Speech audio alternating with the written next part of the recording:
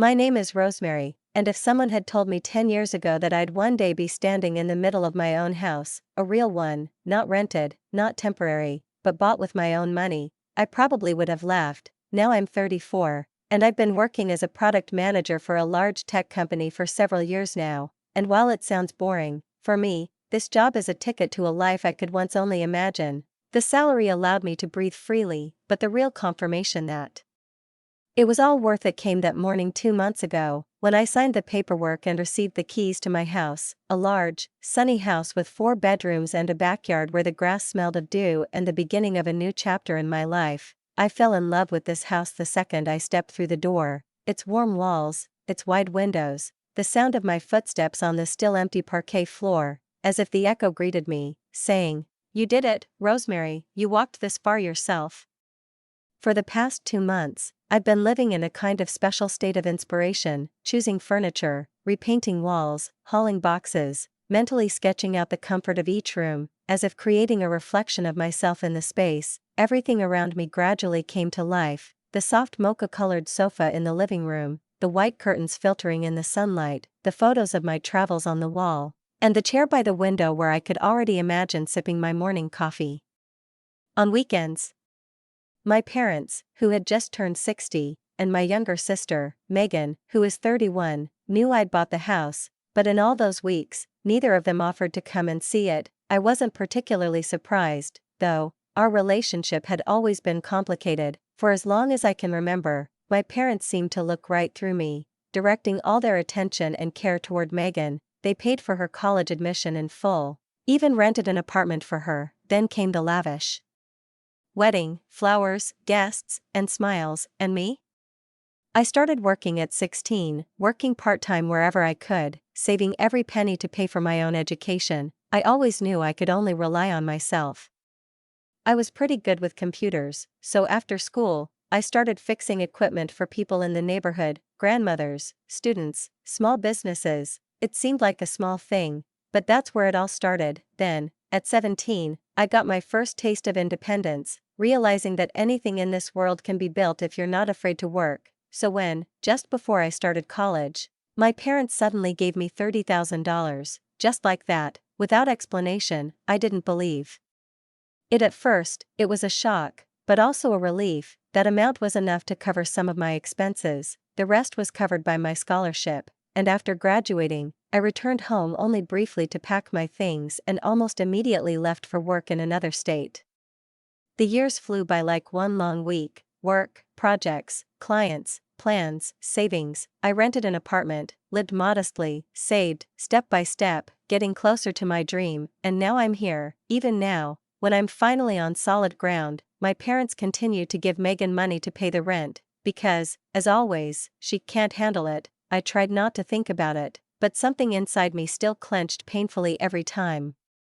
When I decided to invite everyone over for the first time, it seemed like the right move, not for praise, but simply to show that I could do it. They came after work, the 3 of them, Mom, Dad, Megan, and her husband, Jake. I opened the door, and from the first glance, I felt their gaze sweep over the house, the bright living room, the brand new furniture, the wooden floors that still smelled of fresh varnish. I led them through the rooms, proudly telling them how long I spent choosing the wall colors and where I ordered the kitchen cabinets, while Megan went upstairs to look at the bedrooms. When she returned, something elusive crossed her face, as if between a smile and a twinge of irritation. "You don't need all these rooms, do you?" she said with a slight chuckle. "You live alone." I smiled, trying to keep my voice calm. "Well, I won't always live alone," I replied. "Someday, maybe, I'll get married and have kids, but for now I just wanted the house I've dreamed of my whole life." I saw something sharp, almost envious, flicker in her eyes, though she tried to hide it. Mom came up to her, gently touched her shoulder, and said, "Don't worry, honey, everything will be fine." The phrase stuck in my head. What did she mean? Why should Megan worry? They left soon after that visit, leaving behind a feeling of coldness and awkwardness, as if my new home had suddenly become too big and empty.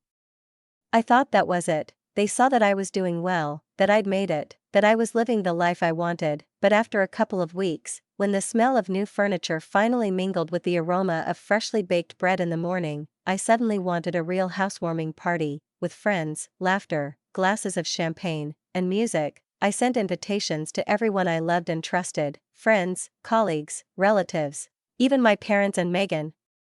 The day of the party arrived, and by 6 o'clock my house was filled with the sounds of voices, laughter, and the smell of food I'd been cooking since morning, trying to make everything perfect. Because this was my first real celebration in my own home, my colleagues came, old college friends, a few neighbors I'd recently met, and even one of our project designers, who brought a bottle of expensive wine to celebrate the new chapter. The atmosphere was light, joyful, almost carefree. People strolled through the rooms, admiring the lighting and decor, taking photos by the fireplace, and I caught myself thinking that for the first time in a long time, I felt not just successful, but truly happy. But the longer the evening wore on, the more anxiety grew within me. My parents and Megan were nowhere to be seen. Around 7 o'clock, I glanced at my phone and saw a message from my mother. "Dad and I aren't feeling well, I have high blood pressure, we're being cranky, sorry, we can't make it." I read those words and felt a slight disappointment run through my chest, not sharp, not unexpected, but like an old ache, familiar down to the last detail. Of course they wouldn't come, they never come when it's about me, not to my graduation, not to my first presentation, not to the day I got promoted. It was as if they were deliberately avoiding moments that would make me feel proud. I put my phone on silent and forced myself to smile. I wouldn't let them ruin my evening. Everything was going perfectly: music, laughter, drinks, conversations about work, life, plans. I was telling a colleague about choosing kitchen tiles when I suddenly heard the front door open. I thought maybe it was a neighbor bringing a gift, but I turned around and froze. Megan and Jake were standing in the doorway, and not just standing, they were trailing 2 huge suitcases and a couple of duffel bags. "Hey, guys," I said, trying to hide my confusion, "what's with the luggage?" Megan smiled, as if we were discussing something completely ordinary, and answered easily, "Mom said we could stay at your place, we're moving, where's the best bedroom?" I felt something in my chest drop. "What?" I gasped, looking at her, unsure if she was joking or not, but Jake had already picked up the suitcases and headed upstairs without even waiting for my answer. "Stop. Jake, what are you doing?" I shouted, but he just waved his hand, as if he hadn't heard. I followed him and watched in horror as he flung open my bedroom door and set their bags right in the middle of the room, as if it were perfectly natural. "What the hell are you doing?" I said, my voice shaking with anger. "Getting settled," Megan replied calmly, appearing behind me. She walked past, sat on the bed, and began opening the suitcase, taking out clothes, and folding them neatly. "You need to clear this room," she said without looking up. "It's ours now." I stood there, unable to believe I was hearing that. Somewhere downstairs, my guests were laughing, music was playing, the air smelled of champagne and vanilla. And upstairs, my sister was giving orders as if she were at home. "Megan, you can't just move into my house without asking me." I felt anger boiling in my chest. "Mom's already approved everything," she replied calmly, as if it were some long-settled formality. "No," I said firmly, "this is my house, and I make the decisions here."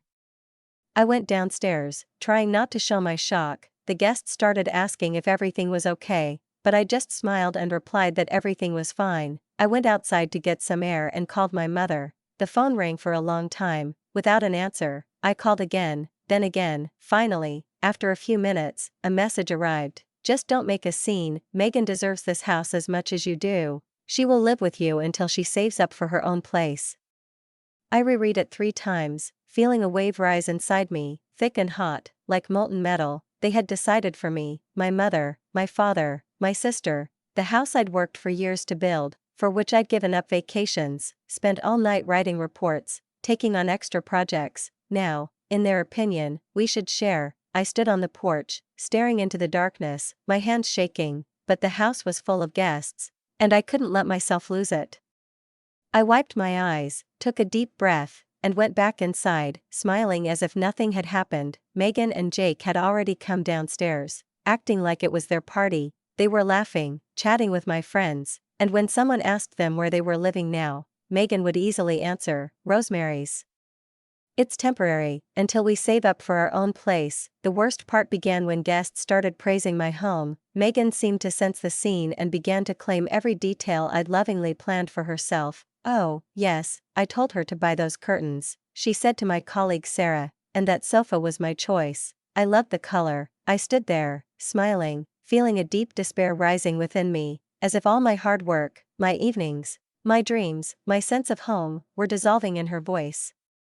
I listened to her recount my decisions as if they were her own, and I thought of only one thing: I would not let this continue, not at all. I might be smiling now, raising a glass and thanking the guests for coming, but a plan was already forming in my head. I'd worked too hard for this house to let anyone, even my family, take away from me what I deserved. The party ended around 11 o'clock, and when the last guest waved goodbye and disappeared through the gate, I finally closed the door, leaned my back against it, and felt fatigue wash over me like a wave, heavy and sticky, as if someone had turned off the sound in a room where music had recently been blasting and laughter wafting. The house was empty, and silence fell, the kind that makes your ears ring. I went upstairs to finally change and go to bed, but when I entered my bedroom, I froze in the doorway. Megan's purse was on my bed, his shirt was on a chair. Their clothes hung between my dresses in the closet, and two glasses with toothbrushes, not theirs, sat neatly on the bathroom shelf.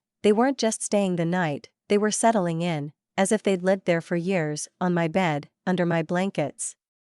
I couldn't believe my eyes. It felt like someone had invaded my life, snatching away the peace and security I cherished so much. I sat downstairs, looking out the window at the darkness, and the same thought kept running through my head: how could I have let them cross such a line? I thought about all the years my family had looked down on me, as if I had something to prove, as if my success was a fluke, as if no matter how hard I tried, I was still the lesser daughter, and now they had decided to literally take away the only thing I had built with my own hands. But that night, along with the anger, something new emerged within me, a cold clarity. In the morning, I would fix everything. I had a plan. I barely slept. By morning, the sun was already filtering through the curtains, and I heard voices in the kitchen, quiet, confident, homely, as if this wasn't my home, but theirs. I came downstairs to find Megan and Jake sitting at my desk, drinking coffee from my mugs, checking the news on their phones, and not even bothering to say good morning. "We need the house keys," Megan said, her head down, and it sounded less like a request and more like a demand. "We're both leaving for work soon and we'll be back before you get here. We won't be standing on your doorstep." I took a deep breath, resisting the urge to throw my cup at the wall. "I'll get duplicate keys," I replied, trying to keep my voice calm. "I just didn't have time today. I'll be there early and let you in." Megan rolled her eyes, as if I'd kept her waiting in an important meeting, then stood up, tossed her cup in the sink, and left the house without saying goodbye. Jake followed her. The car pulled out of the driveway, and I felt a weight lifted from my shoulders, for the first time all morning. It was quiet. I immediately called my boss. "Hi," I said, trying to keep my voice even, "I have a family matter today. Can I take the day off?" He responded understandingly, "Of course, Rosemary. I hope everything is okay." Everything was far from okay, but today was supposed to be. I went upstairs, opened my bedroom door, and began methodically packing Megan and Jake's things back into their suitcases. I folded their clothes carefully, almost tenderly, because I didn't want to leave a trace of anger, only determination. Every shirt, every pair of shoes, every makeup bag, every towel, even their phone chargers, everything they'd unpacked the night before, I put back. When I finished, I exhaled and called the delivery service. "I need you to pick up a few suitcases and deliver them to an address on the other side of town," I said, giving my parents' address. When the driver arrived, I helped him carry the bags to the car. Before closing the trunk, I pulled out a piece of paper and wrote, "Just don't make a scene. I won't let parasites live in my house. Let them stay with you." I taped the note to one of the suitcases and watched as the car slowly pulled out of the driveway. There was a strange feeling in my chest, a mixture of relief and trembling, as if I'd set a boundary for the first time in my life, and now I didn't know what would happen next. An hour later, the phone started ringing, first once, then again, then it didn't stop at all. On the screen, Mom, then Dad, then Mom again. I didn't pick up. Then the messages started pouring in. "How could you be so cruel and selfish?" Mom wrote, "You kicked your sister out. She has nowhere to go." Dad added, "This is unacceptable behavior for a daughter." Mom again. I read and didn't respond. My heart was pounding, but inside I felt a strange calm. Then Megan called, several times in a row. When I didn't answer, she started texting, "What the hell is wrong with you? Where is our stuff?" Then another, "We broke the lease, Mom said we could live with you. Now we have nowhere to go." And the last, "You're ruining our lives for nothing." I stared at the screen for a long moment without writing anything, then I typed a short reply, "You can live with Mom and Dad until you find a new apartment." I hit send, then I opened my settings and blocked all their numbers. I'd had enough of the drama, enough of the manipulation, enough of feeling like I had to apologize for being fine. I sat in the kitchen, poured myself a coffee, and for the first time in a long time, I felt true peace. For 2 weeks, my life was blissfully quiet, no calls, no visits, no sharp glances from my mother, no irritated tone from Megan. The house finally felt like my own again, without strangers' voices, without the smell of their cheap coffee, without anyone invading my space. I got up in the mornings, opened the windows, and the air seemed fresher than ever. I sipped coffee on the veranda, watched the sun rise over the trees, and felt like for the first time in years I could simply be myself, a woman who had carved out her own place in the world and who had finally stopped allowing others to destroy it. And then, as if life had decided to remind me that peace is a luxury, not a right, I received a letter that literally sent a chill through my chest. The envelope was thick, cream-colored, and emblazoned with the official logo of a law firm I'd never heard of. Inside was a neatly typed document, and the very first lines made me sit up, because they began, "In the interests of your parents, Mr. and Mrs. Hoffman," and everything inside me sank. The further I read, the more chill I felt. My parents were planning to sue me. They demanded that I immediately allow Megan and her husband to move back into my house, and if I refused, they intended to collect the $30,000 they'd supposedly lent me for college. I sat in the kitchen, holding the letter in my hands, and I couldn't believe the paper could tremble with pain like that, though it wasn't the paper that was shaking, of course, but my fingers. A lawsuit, parents against their daughter, because of Megan, because of the house I'd bought with my own sweat and nerves. It all seemed like a bad dream. I reread the text several times, trying to find the catch, hoping that maybe I'd misunderstood. But no, it was crystal clear. They were threatening to sue me, their own daughter. I had no idea if they had any legal grounds at all to demand this money back. Then I remembered Aunt Patricia, my father's sister, a woman with a sharp mind who always had her finger on the pulse of all family affairs, even those no one spoke about openly. I dialed her number. "Aunt Patricia, hi, it's Rosemary. I need to ask you something important." "Of course, dear, what's wrong? You sound worried." "It's about the money my parents paid for my college. Do you know where it came from?" There was a long pause on the other end of the line, and I was about to repeat the question when she said slowly, as if choosing each word, "Rosemary, you don't know, do you?" "About what, Auntie?" I whispered. "The money wasn't theirs, it was your grandmother's. She left a will before she died, clearly stating that her savings were to be used for the education of both granddaughters, half for you, half for Megan." It felt like someone had suddenly ripped the air from my lungs. I sat down on the floor, numb. "Wait, you mean it wasn't my parents who paid for my education? That they used Grandma's money, which was already meant for me?" "Yes, dear, that's right, they never spent their own money on your college." "Do you have proof?" I asked, barely keeping my voice under control. "Actually, yes." Aunt Patricia's voice grew firmer. "Years ago, your father sent me a copy of his will to keep, just in case. I can forward it to you." 20 minutes later, I received an email. I opened the attachment, an old scanned document with yellowed edges, bearing my grandmother's signature, her neat, confident letters, familiar from childhood. The text clearly stated, "My savings are to be divided equally between funds set aside for the education of my granddaughters, Rosemary and Megan." Not a word about parents, not a hint of repayment. Only Grandma's love and her desire to give us both a chance. I sat there, staring at the screen, feeling anger welling up from deep within me, hot, thick, almost black. My parents hadn't just threatened to sue me, they'd lied. They'd taken money that was rightfully mine, used it, and now they were trying to pass it off as a debt. The next day, I made an appointment with a lawyer. The office smelled of leather, coffee, and something metallic, as if there was a certainty in the air. I laid out all the papers in front of him, told him my story, and when I finished, he simply leaned back in his chair and laughed softly.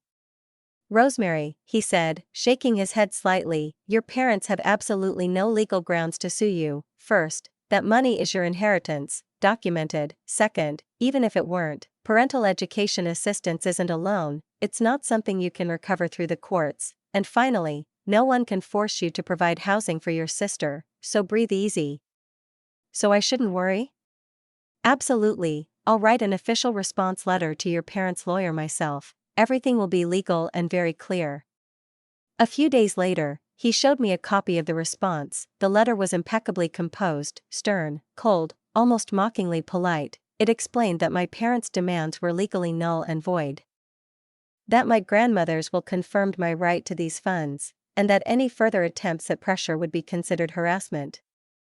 I signed the document, and he sent it that same day. After that, there was silence, no letters, no calls, no more threats. The lawsuit they had so loudly threatened vanished into thin air, as did all their supposed power over me. But, alas, that didn't mean my family had stopped hurting me. No, the storm had simply changed shape, and a new, even heavier shadow was looming ahead. 2 months had passed, and life had almost returned to the normalcy I'd been trying to restore for so long. No phone calls, no reproaches, no toxic games, but all of that collapsed with a single call. It was Aunt Patricia. Her voice usually sounded calm and confident, even when discussing unpleasant things, but that day it trembled, as if she was embarrassed to even utter the words she was about to say. "Rosemary, I need to tell you what I heard about you from your parents," she began. I felt a tightening in my chest, and I just exhaled. "What now?" My aunt paused for a second, and then said something that literally hit me in the heart. "They're telling everyone in the family that you supposedly promised Megan that she could live with you, but then you kicked them out, because you had an obsessive crush on Jake, and he rejected you." I almost dropped the phone. "What did you say?" I asked, incredulously. "They claim," Patricia repeated quietly, "that you were obsessed with your brother-in-law, and when he rejected you, you kicked them out of the house out of revenge." I couldn't utter a word. I simply sat there, gripping the armrest of the sofa, feeling my insides burn with a mixture of humiliation, pain, and anger. My own parents, the people who were supposed to protect my name, my honor, my life, were spreading vile lies that could destroy my reputation. "Aunt Patricia, you know it's not true, right?" I asked, my voice shaking, even though I knew she didn't believe a word of their sordid tales. "Of course I know, dear," she replied firmly. "I know what you're like, but they tell that story to anyone who will listen. Even my cousin Linda had already told me about it."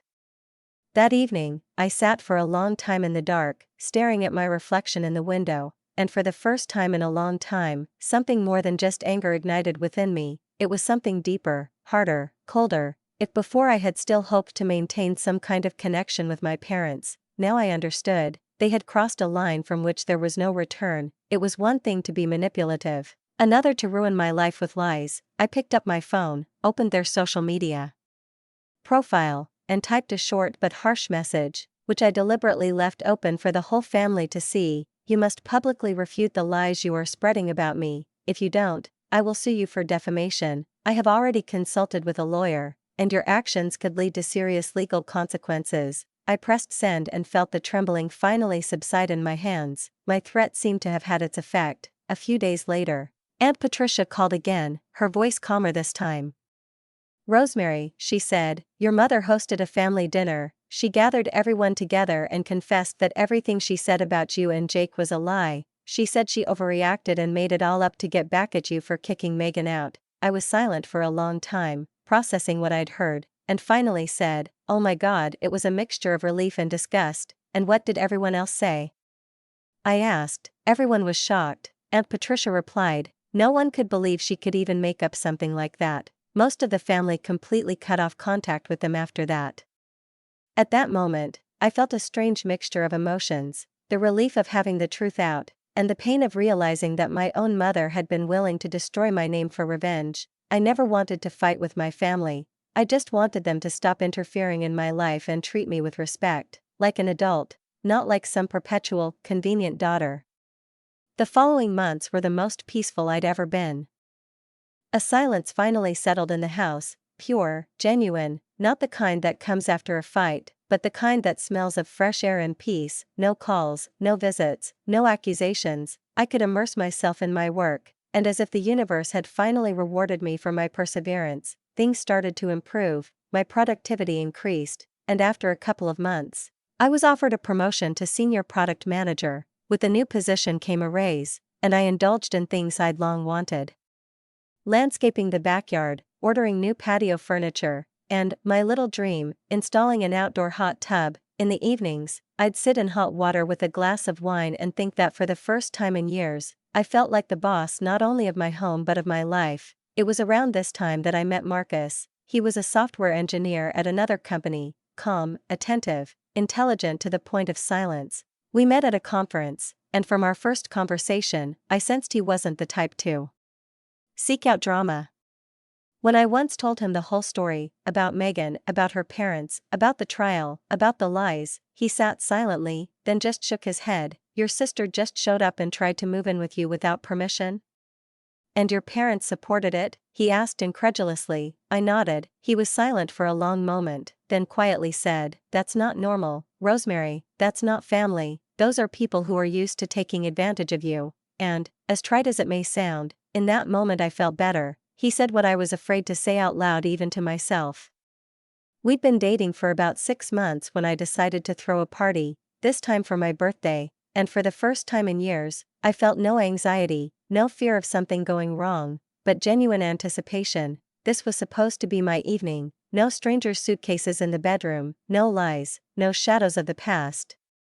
I prepared for this party with a special feeling, no anxiety, no fear that someone would show up and ruin my evening, no expectation of a catch, which always hung in the air when family was involved. This time, everything was different. This was my celebration, my home, my life, and I wanted only those who truly shared my joy to be there. I invited friends, colleagues, a few neighbors, and those relatives who had supported me when everything was falling apart, when I stood alone against my own family. Among them was Aunt Patricia, reserved as always, but with a warm, familiar glimmer in her eyes, and a couple of cousins, who had found me after the whole thing with my parents, wrote that they now understood everything, that they regretted not having seen how I was treated earlier.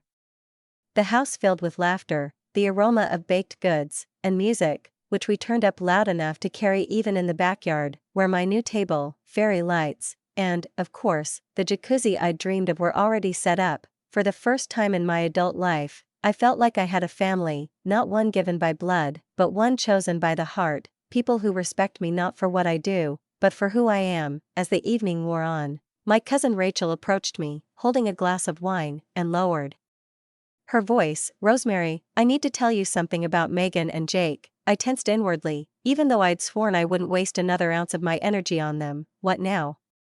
I asked, trying to sound calm. They're having money problems, she said, looking away, as if she didn't want to say it out loud. They had to rent a tiny, dirt-cheap apartment. They say they're scrimping on everything now. They eat noodles, they hardly go out. I shrugged. That's not my problem. Rachel nodded. I know, and I'm not saying I should do anything. I just thought you should know one more thing. Your parents don't help them anymore. I raised my eyebrows. Really? I sounded genuinely surprised. Yes, Mom said your mom confided that she and your dad decided it was time for Megan to learn to live independently, that they were tired of bailing them out of every mess. I laughed briefly, even bitterly. How ironic. I'd been independent my whole life because they didn't see the need to help me, and now, years later, they'd finally decided it was time for Megan to grow up, too. It just took me breaking out of that cycle. The evening went on, the laughter continued, and I felt the tension that had always been lurking somewhere beneath my ribs finally dissolve. And a few weeks later, I saw Jake. It was at the grocery store. I was standing by the fruit aisle when I heard a familiar voice behind me. Rosemary? I turned around and saw him. He looked older, tired, with shadows under his eyes, but there was no anger or arrogance in his gaze, only weariness and, I think, regret. Hi, I said calmly. We stood there in awkward silence for a few seconds, until he said, I wanted to say I'm sorry, for everything, for that move. It wasn't my idea. I sighed. You think I didn't know that? I asked. But without anger, he shrugged. Megan insisted, and your mom supported her. I knew it was wrong from the start, but if I had objected, she would have made my life hell. Then why did you do it anyway? I asked, looking him straight in the eye. He looked down. Because I was afraid of her. She was convinced you owed her this house, that your parents had been shortchanged your whole life, and now you had to share. I chuckled. Life doesn't work that way, Jake. He nodded. I know that now, and honestly, we're doing just fine on our own. It was tough, but we found work and are paying for everything ourselves. I felt the tension melt away, as if this conversation had finally closed the last door I'd been subconsciously holding ajar. I'm happy for you, I said sincerely. Almost a year had passed since I bought this house, and I decided to throw another small housewarming party, not for show, not for anyone else, but for myself, to celebrate that I'd persevered, that I'd built the life I dreamed of with my own hands. Marcus helped with the plans, ordered food, hung garlands, placed candles, and by evening the house was filled with laughter and voices again. But now these were different people, different feelings. There was no pretense, no tension, no attempt to pretend we were a family, even if that word had long since lost its meaning. I stood in the middle of the room, looking at the faces of my friends, colleagues, those who had been there for me through the hardest times, and suddenly realized that happiness isn't about big events, status, or other people's approval. Happiness is when people are around who genuinely rejoice in you, not at your failures. My life was finally mine. I lost my parents, but I found peace. I lost my sister, but I gained self-respect. And maybe that's what growing up is, not when you have your own home, but when you finally realize you won't let anyone dictate your place anymore. I looked at Marcus, at my friends, laughed, listened to music, and thought, I'm no longer the kind of woman who can be coaxed, forced, or intimidated. I no longer make excuses for defending myself. I finally realized that kindness isn't weakness, but strength, and that setting boundaries doesn't mean being selfish, it means finally learning to truly love yourself. 2 years have passed since that whole nightmare with my family exploded, as if someone had ripped the lid off a pot that had been brimming with resentments, omissions, and toxic envy for decades. In that time, my life has changed beyond recognition. The house, once a battlefield, a symbol of betrayal and pain, had become my refuge, a quiet haven where I could finally breathe deeply, where every detail, from the polished staircase banisters to the soft light in the living room, reminded me that I had built it all myself, without handouts, without lies, without constant guilt. 6 months ago, Marcus proposed. It happened on that warm summer night, when the air was thick with jasmine and the sky hung so low over the backyard, as if it wanted to witness that moment itself. He knelt down right next to the jacuzzi, the very one I'd bought with the money from my first big promotion, a symbol of my independence and the fact that I no longer owed anyone anything. Everything was simple, without ostentation. Candles, glasses of wine, soft music, and him, nervously clutching the ring box. When I said yes, my eyes stung. Not from doubt, but from the feeling that for the first time in years, I was choosing not to save someone, not to prove anything, but simply to be happy.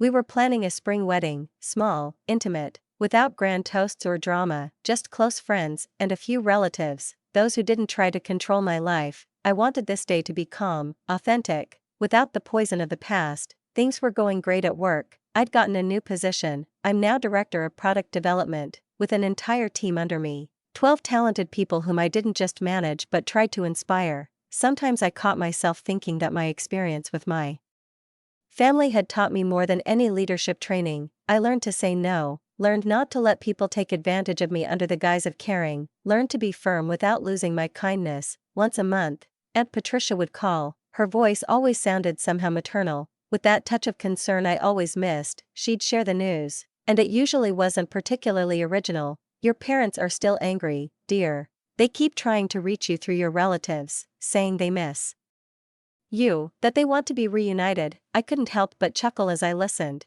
and Aunt Patricia knew what I was thinking. What do you tell them? I'd ask. Maybe they should start with an apology, not demands, she'd reply calmly. Then she'd add that Megan and Jake were still living in the small apartment they'd moved into after the whole thing, and that they seemed to be doing better financially, but Megan was still angry that she didn't get what she considered her right, that she wasn't living in my house, as if she'd inherited it. I couldn't help but smile wryly. There was something almost comical about it. So many years had passed, and she still held on to the resentment she'd created. And then, one quiet evening, as I was returning home from work, I received a call from an unknown number. "Rosemary, it's Jake." The voice was familiar, but it sounded drained of energy. I stopped in the living room doorway, my heart skipping a beat. "What's going on, Jake?" I asked, trying to keep my voice even. "I know this probably sounds weird, but I wanted to tell you something. Megan and I are getting a divorce." I fell silent. I was surprised, of course, but not shocked. Deep down, I knew their marriage wasn't built on love, but on mutual benefit, on the fear of being alone, on habit. "I'm sorry to hear that," I said automatically, and he gave a short laugh. "Don't bother. This should have happened a long time ago." Then he paused for a moment and said, "During the divorce negotiations, something came up regarding your house." I tensed. "What exactly?" I asked, feeling a chill run through me. Megan admitted she'd planned to stay there forever from the start, not just a few months, like she told you. She thought that if you let her live there for a while, over time she could legally establish herself and essentially take the house from you. I couldn't believe my ears. "What do you mean, take my house?" I almost whispered. "She was going to arrange the stay so that it would be very difficult for you to kick her out. Your mother knew about it and supported her." I was overcome by a feeling like you're standing on the edge of a cliff and the ground beneath your feet suddenly gives way. My breath caught. "Why are you telling me this now?" I finally asked, and there was something genuine, almost remorseful, in his voice. "Because I'm sorry. I'm sorry I didn't stop her then. I'm sorry I gave in to them, that I didn't stand by your side. You deserved better, Rosemary." After we hung up, I sat in the living room for a long time, looking out the window at my garden, softly glowing in the moonlight. My thoughts were in a whirlwind, constantly returning to one thing. If I hadn't stood my ground then, if I had given in, if I had kept silent, they could have taken everything from me. This house, my sanctuary, my independence, my right to peace. The thought alone made me sick, but with it came another feeling, pride. I realized that the day I wasn't afraid of conflict, when I stood up for myself, was a turning point. It was the day I stopped being a victim of my family. A few weeks later, I received a letter that I almost threw away without even glancing at the return address, a white envelope with no stamped logo, neat handwriting that I immediately recognized, the same one that came with Christmas cards, full of false warmth and cold wishes. It was from my mother. At first, I wanted to simply toss it in the trash without opening it, but something within me stirred, maybe simple curiosity, maybe an old habit of giving a chance, even to those who don't deserve it. I carefully cut the edge with a letter opener and began to read. 3 pages, written in tiny handwriting, began with words that could have touched anyone's heart. "I know I was wrong, and I want to apologize." I read them, holding my breath, feeling my heartbeat involuntarily quicken, as if deep down I was still waiting for a miracle, for sincerity, for remorse. But by the second page, it became clear. This wasn't an apology, this was the same old performance she'd been playing out my entire life. Pity, manipulation, half-truths dressed up as love. She wrote that I needed to understand that she only wanted to help Megan, that everything had gotten out of control, that we could leave the past in the past and be a family again. But the further I read, the colder I felt inside. "We're getting older, Rosemary, and we want to fix things before it's too late," she wrote, and it might have sounded sincere, if not for the last page. There, between the lines, as if by chance, the truth emerged. "Since our relatives stopped supporting us, things have been hard for us. Perhaps you could help sometimes, since you're doing so well." There it was, a painfully familiar twist. Not about love, not about forgiveness, not about family. About money, about profit, about how convenient it is to wrap your mistakes in someone else's guilt. I reread the letter again, and then, without hesitation, I shredded it and watched as the thin white stripes, their ink smeared, disappeared one by one. I no longer needed their approval, I no longer needed their understanding. Some people don't change, even when life slaps them hard in the face, they still choose to manipulate rather than change. That evening, I was sitting in the backyard hot tub, gazing at the stars reflecting in the water like tiny shards of light. Marcus came up to me, put his arm around my shoulders, and quietly asked, "You seem a little pensive today, is everything okay?" I nodded, though my face must have reflected something else. "Mom sent a letter," I replied without turning around. "Something like an apology?" he asked cautiously. I chuckled, something like a guilt trip, and a little bit of a request for money. He paused, then asked softly, "Are you going to write her back?" I shook my head, not for a second. Some relationships are too toxic to save, even family ones. He squeezed my hand, and we sat in silence for a long time, listening to the night crickets fill the air with their rhythmic songs. After a while, he asked, "Have you ever regretted how things turned out?" I thought about it. The answer didn't come right away. "No," I finally said. "My life is better now than ever, without their drama, without their manipulation, without the constant feeling that I have to justify just living the way I want. I'm happy, I'm successful, I'm surrounded by people who genuinely care about me." I looked at him and smiled. "Especially you." A month later, we had an engagement party at our house. The house was filled with the scent of flowers and freshly baked goods, and laughter filled the rooms like light. About 50 people came, co-workers, friends, neighbors, and a few relatives, those who had distanced themselves from my parents when they learned the truth. Among them was Rachel, my cousin, one of the few who had supported me from the start. When it was time for toasts, she raised her glass and said words that made my eyes sting. "To Rosemary," she said, "to the woman who showed us all that family is more than just blood, it's people who respect your boundaries, believe in you, support your dreams, and celebrate your successes. You built something real, Rosemary, and we're proud to be part of your family." I could barely speak. I just stood there, looking around, at the faces of the people who were with me not out of duty, not out of profit, but out of love and respect, and suddenly I realized I hadn't lost my family. I'd created it anew, with my own hands, from people I'd chosen with my heart. My house was ablaze with lights, every room seemed to breathe joy. Friends were laughing in the backyard, some were dancing, some were holding a glass of wine, some were simply sitting by the water and talking about the future. I looked at it all and understood. Now everything is truly mine, my home, my life, my rules, and no one, not my parents, not my sister, not anyone else, will ever take that away from me again. I learned an important lesson. Setting boundaries doesn't mean being cruel, it means respecting yourself. Being kind doesn't mean allowing others to take advantage of your kindness. Independence isn't selfishness, it's freedom, and perhaps most importantly, sometimes losing your family gives you a chance to build a new one, a real one where there's no room for fear and lies.